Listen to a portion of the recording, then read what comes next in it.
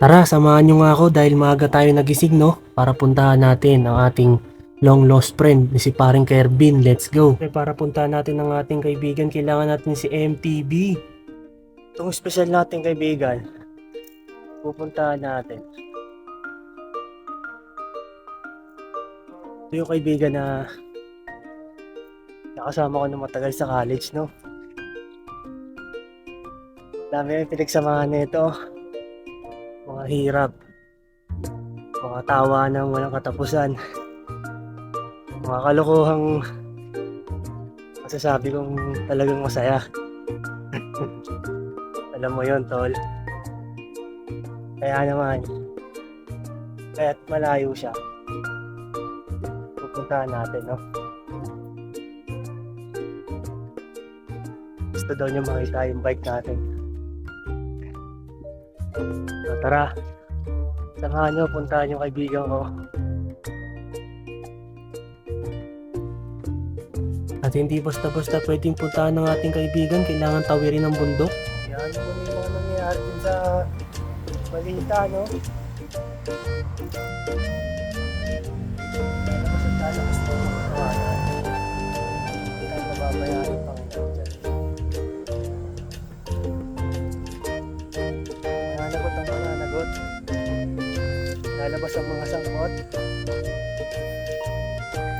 Tayo mananatiling buhay para sa responsibilidad natin sa mga pamilya natin.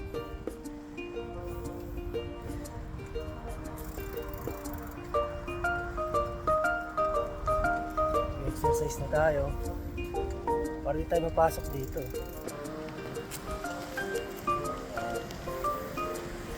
Dahil mapasok tayo. At narating na nga natin ang bahay ni paring Curbs at kumain nga kami ng mangga. Yan, salamat sa mangga pare. Kobe. At syempre bibisitahin ko rin ang kanyang dasyan na si Kobe. Pogi. At time na para umuwi guys dahil may trabaho pa ako. Isa sa natutunan natin sa pag-akyat ng bundok, no? Ito ay parang kwento ng buhay nating mga tao.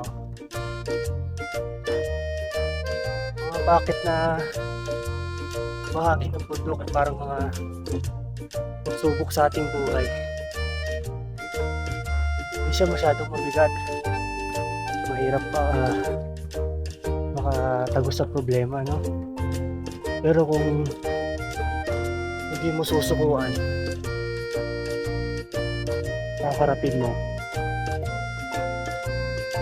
The end of the journey, pag nalagpasan mo, napakasaya, maginhawa, di ba?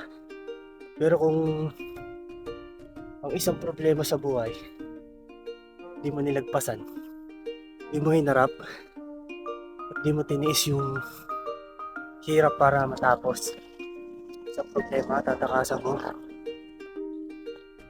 hindi siya fulfilling. Pero kung patuloy kang lalaban para abutin yung gusto mong pangarap,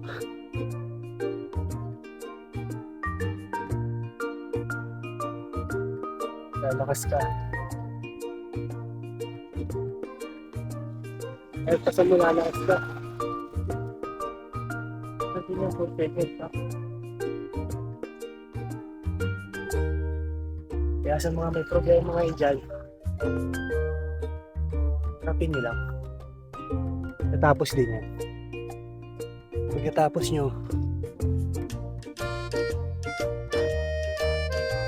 bagong problema ulit. Ganun lang ang buhay. Matid. Napagod nga ako ikwento yung pagkakalintulad ng mga paahon sa bundok at ng hirap sa buhay, no? Kaya napakain muna tayo ng nilagang kalabaw. Napakasarap niyan. At ayun, baon-baon natin. Pauwi na tayo sa ating tahanan. Mga kwentuhan namin ng nakaraan ni paring Kirby na napakasaya pa rin hanggang ngayon. At salamat at nakapagsunog tayo ng 663 calories and 21.8 km. Follow for more para sa mga another ride bike and payong kapatid at kuya para sa inyong lahat. Let's go!